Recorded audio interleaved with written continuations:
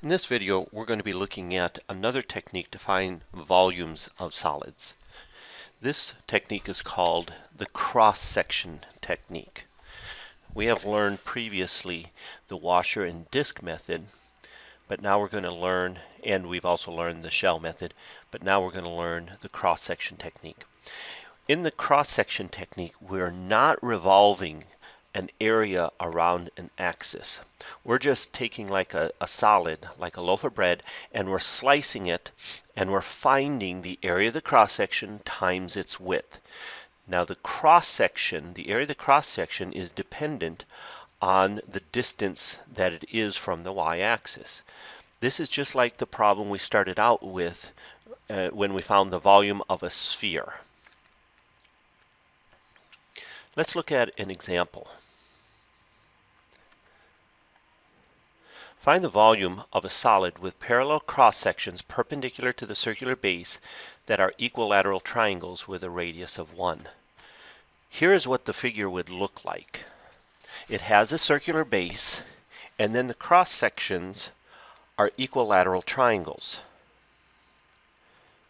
Here's another view of what's going on. You can see the circular base, and then the cross-sections are equilateral triangles. Here's one more representation. There's our circular base, and then our cross-sections, which are our equilateral triangles.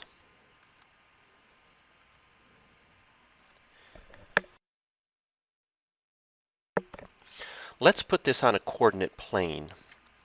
Let's put our circular base on the coordinate plane, and then look at a cross-section that would be perpendicular to our x-axis. So this is a cross-section. We're cutting perpendicular to the x-axis, and this triangle would be coming out at us. The sides would be coming up and then back down to the circle, just like you see in one of the diagrams. This is representing the cross-section, which would be an equilateral triangle.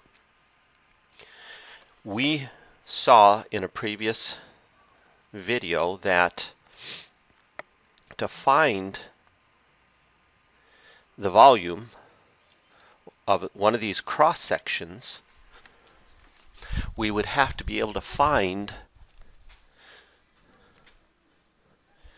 let me find some room here, we would take the area of the cross section,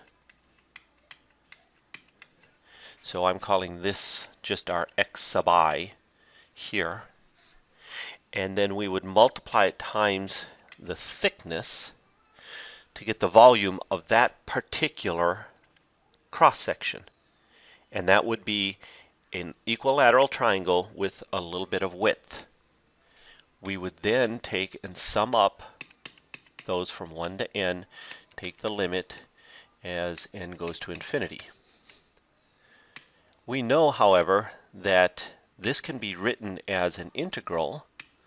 The integral from a to b, so our rectangle or our equilateral triangles would be going from here to here. So that would be our upper and lower limits of integration. And then we just need to find the area of the cross sections as a function of this x. So I have to find some expression that when I plug this value of x into that expression, it gives me the area of that cross section. If I plug this value of x in, it would need to give me the area of that cross section, and you can see it would be a different area. Then we would multiply it times its width, our dx, and sum them all up.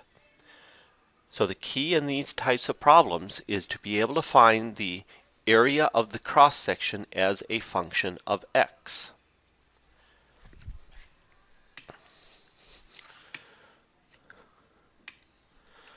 Let's go back to our diagram, and we know that the cross section that is created, if we took a slice perpendicular to the x-axis, we would get an equilateral triangle. So if I pulled this equilateral triangle out and just laid it on its side, it would look something like this. That would be this shape. And let me darken the base, which we see. This would be the base that we see here. But I've just laid it flat. Now looking at our diagram, we know that the area of this cross section is the area of a triangle. We know that's 1/2 base times height.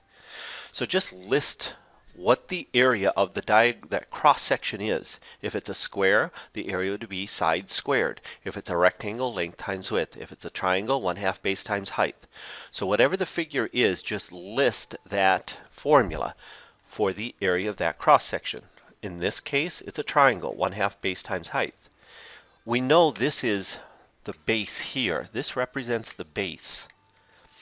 Now going back up to our diagram, we can see that this value right here from the x-axis up to this point is just our y value. Likewise, if we went down here from the x-axis, that would also be a y value.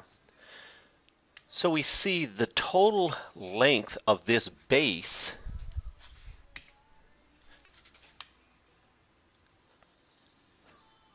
is simply 2 times y. So the length of this base is 2 times y. So far we have 1/2, and this is our base times height. So our base, we said, is 2 times y. Now we have to find the height. We can't see the height in this diagram here, up here, but this would be the height here that we're looking for. That's coming straight out at us from the diagram above here. We need to find this h here in terms of y and x, and or x, because if we find it in terms of y, then we're going to convert it to terms of x.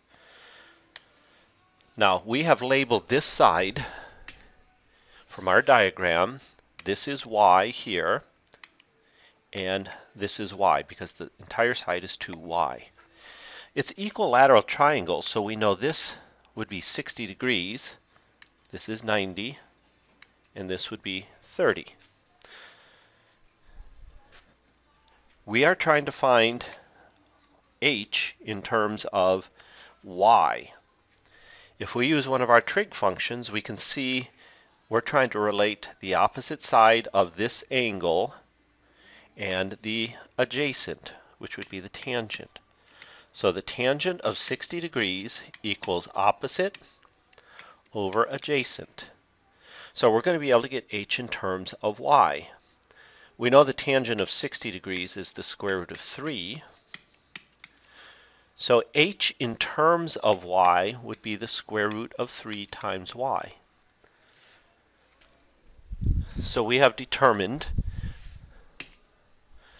that h is the square root of 3 times y. So here's h. We said this is the square root of 3 times y. And now we have our area as a function of y. But looking back at our diagram, we can see that the width of this cross section would be a delta x. So we need this function that we've just found in terms of y, we need it in terms of x. So we need to go back to the diagram and see if there's some relationship we can build between x and y, so we can replace these y's in terms of x. Looking at this cross section, we know this distance right here would be x. We said this distance here is y.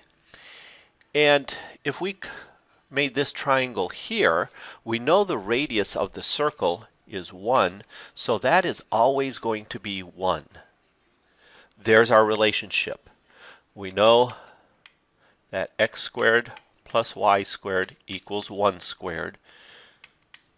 So solving for y, we would have 1 minus x squared. That's how we can replace y in terms of x.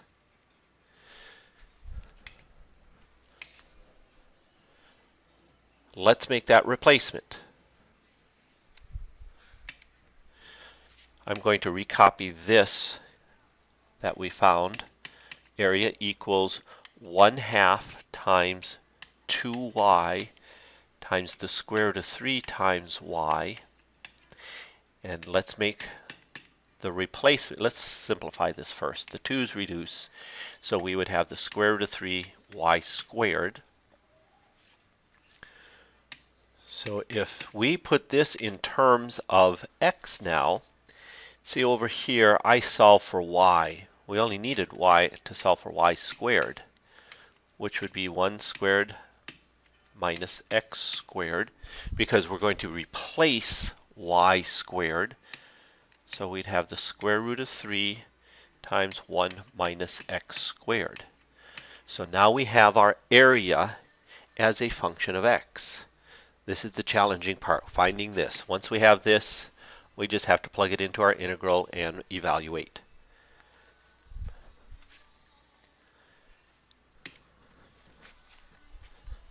Giving myself a little bit more room here.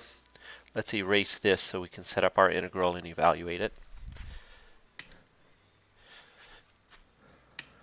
Our integral, now looking back at our diagram, the radius of this is 1, so we'd be going from -1 to 1, or we could go from 0 to 1 and double the volume. And then we need to write in our area function, which we found right here.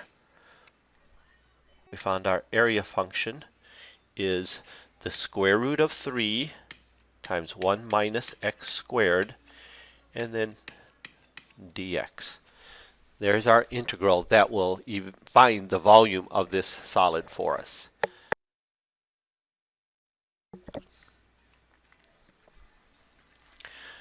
The 2 square roots of 3 can be brought out front, so we have 1 minus x squared dx, which would be 2 square roots of 3. Now we're taking the antiderivative, so we'd have x minus x cubed over 3 evaluated from 0 to 1, which would give us 2 square roots of 3, 1 minus 1 cubed over 3, minus 0 cubed over 3. So we have 2 square roots of 3, 1 minus 1/3. So our volume is 4 square roots of 3 all over 3, and whatever the units would be, they would be cubed. So that would be our volume for this solid.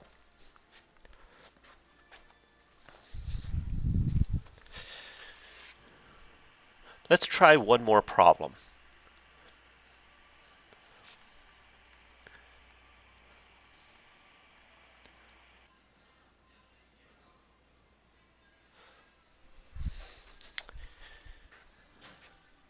For this problem, we need to find the volume of a pyramid whose base is a square with side L and whose length or whose height is h.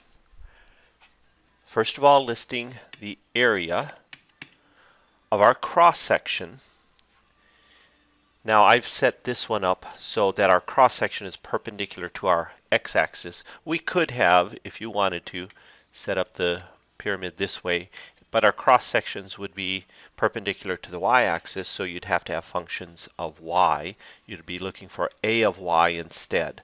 Doesn't matter how you set it up, either along the x-axis or y-axis.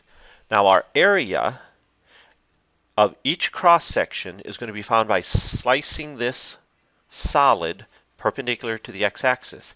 Since the base is a square base, our cross sections are going to be squares, so we would have each side squared. That's the area of the square.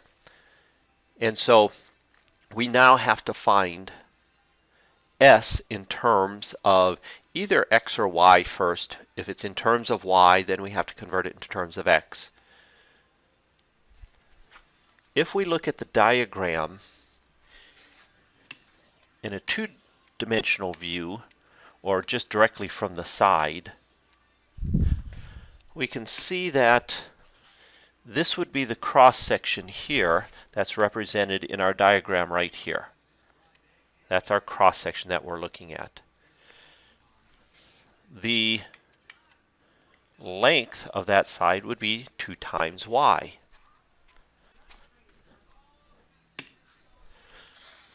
So the length of each side is 2y, so we'd have 2y squared for our area.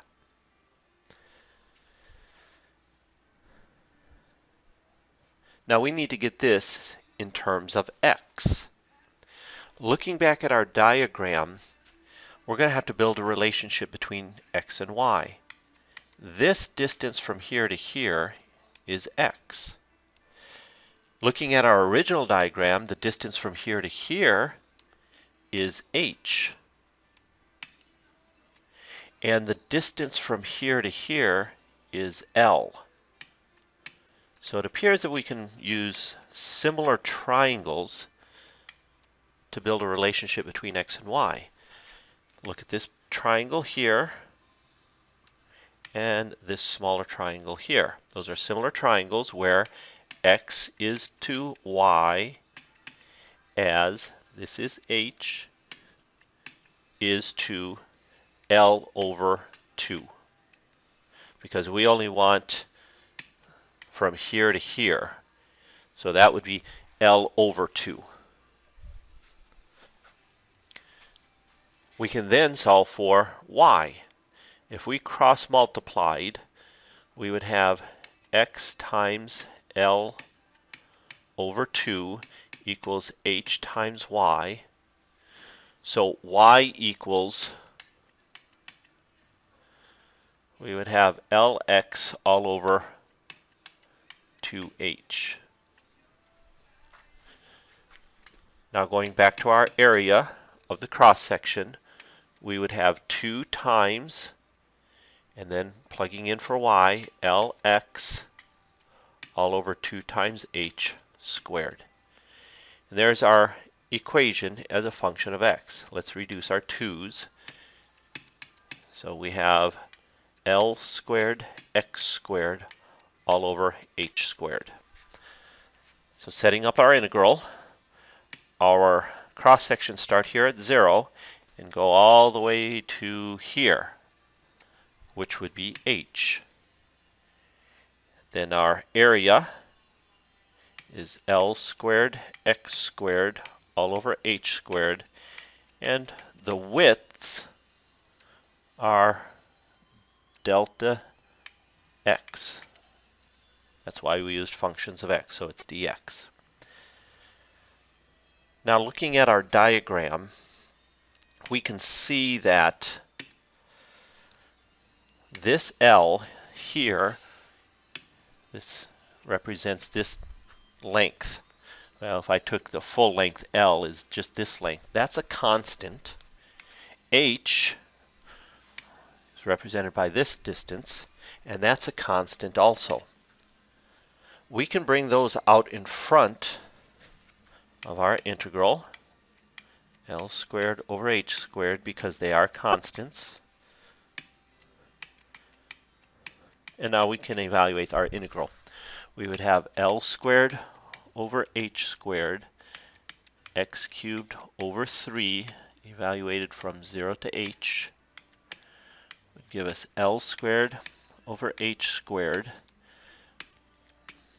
h cubed over 3, and then minus 0 cubed over 3, so that's just 0. And if we reduce a little bit, we would have L squared H all over 3. And we do know that the volume of a pyramid, square base pyramid, would be the area of the base, L squared, that would give us the area of the base, times the height here, and then it's 1/3 of that quantity. That's why we're dividing by 3. So we've derived the formula for the volume of a square base pyramid.